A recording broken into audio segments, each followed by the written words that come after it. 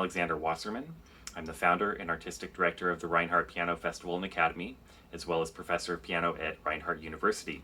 And I'm coming to you today from my home studio here in Marietta, Georgia, obviously in quarantine because of COVID-19. And unfortunately, since we had to cancel this year's RPFA because of COVID-19, I thought it would be nice for myself and some of our faculty members to provide you with some video content to keep you motivated and inspired and practicing throughout the long summer. So what I want to talk about today is the idea of practice fatigue. And when I say practice fatigue, I don't necessarily mean physical fatigue when we're practicing, but a sort of mental fatigue that we all experience from time to time.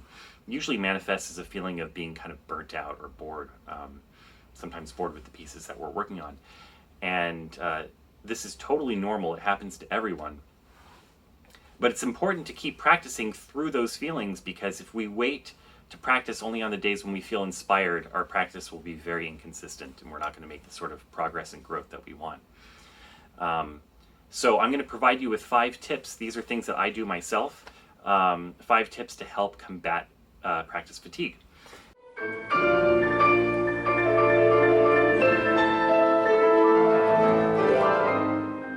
Tip number 1 is to have a starting ritual or a starting routine when you practice.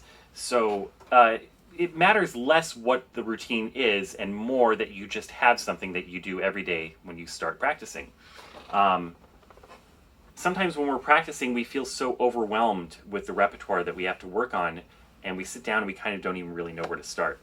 But having a routine or a ritual that you do every single day at the piano when you sit down, first thing, is very, very helpful to help keep you focused and not feeling overwhelmed. For me, lately, my starting ritual, I guess if you want to call it that, for practicing has been to play some Chopin etudes. So every day when I've been practicing, I've been starting with this etude. And I do it under tempo like this.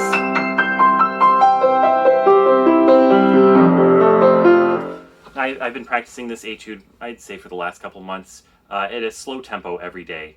Maybe I'll do it a little bit faster sometimes. But that's just kind of been my routine. I sit down at the piano and that's the first thing that I play every day. I've actually picked this particular etude because I find that it helps my hand stay very aligned over my fingers. If you're playing this etude correctly, you should feel very aligned over each finger, and that sort of pours over into the other pieces that I'm working on. But anyway, I would compare this to the feeling of knowing that you should go to the gym, but not really having the oomph to get yourself to go. But if you can just get yourself to get in the car, usually the rest of it goes, and then you get to the gym and everything is fine. It's that first step that's really difficult. Well, by having a practice ritual at the beginning of every session, you already have that first step mapped out for you. And I find that very helpful myself.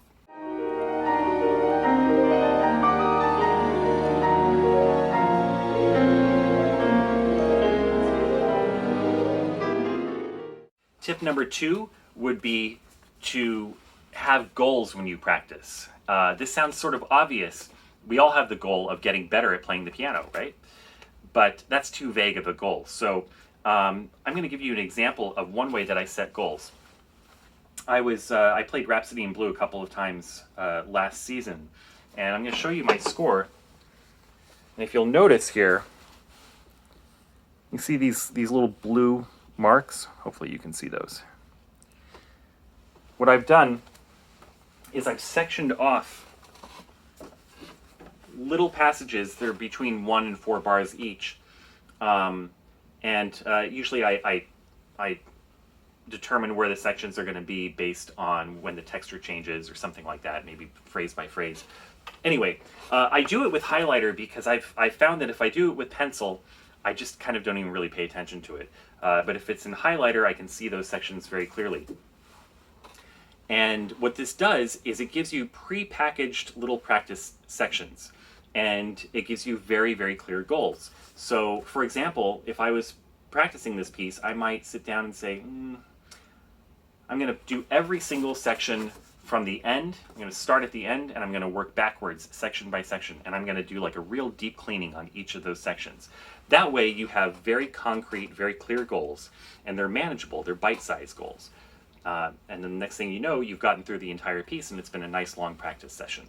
So I find that very helpful.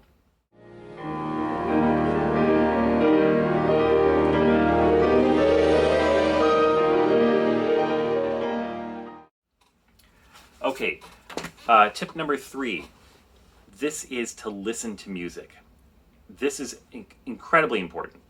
And I don't even necessarily mean just listening to the pieces that you're playing, but just listening to music in general is incredibly important. But let's say you're working on Rhapsody in Blue, and you're feeling just a little bit burnt out with it. You need to get some wind in your sails. One of the best things you could do is to just hop on YouTube, type in Rhapsody in Blue, and start watching performances of it.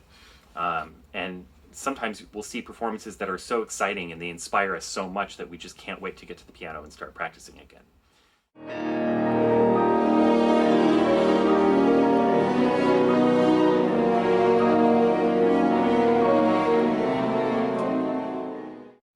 All right, tip number 4. This is to practice repertoire that isn't in your current program that you're working on. I really like to do this. Let's say I have a recital program that I'm working on. Now, I'm practicing those pieces every single day, working on them, just trying to get them better and better and better, and I start feeling a little bit burnt out. Sometimes I'll just pick up another piece I'll pick a piece that I've always wanted to play or something, and I'll start learning that just a little bit, maybe 20 minutes a day or something on a different piece, and that's enough to keep my mind fresh. So I would really recommend that. Pick something that's kind of manageable, not horrendously difficult, but something that you can just sit down and maybe read through even. And if you do a little bit of that every day, it will keep your mind fresh and help to keep you motivated.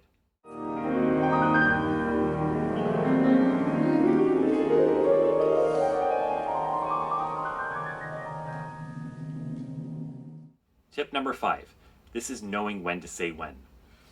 Now, at the beginning of this video, I was saying that we need to be able to push through these feelings of practice fatigue, which is true, we do. However, there comes a point of diminishing returns when we're practicing. You know, sometimes we start working and it gets better and better and better, and then we keep working and then it actually starts to get a little bit worse. When that happens, it's time to walk away from the instrument, and that's okay. Even just a short break is enough sometimes, or maybe you just need to call it for the entire day. So trust yourself. Know when you can push yourself to just fight through the practice fatigue with the other tips that I gave you. And then when you just feel like you've reached the point where it's not getting any better, stop. Because you don't want to do any more harm than you do good. So anyway, I hope that you found those tips very helpful. And everyone stay safe, please. This is a very difficult time for all of us, but we're going to get through it. And we look forward to RPFA 2021.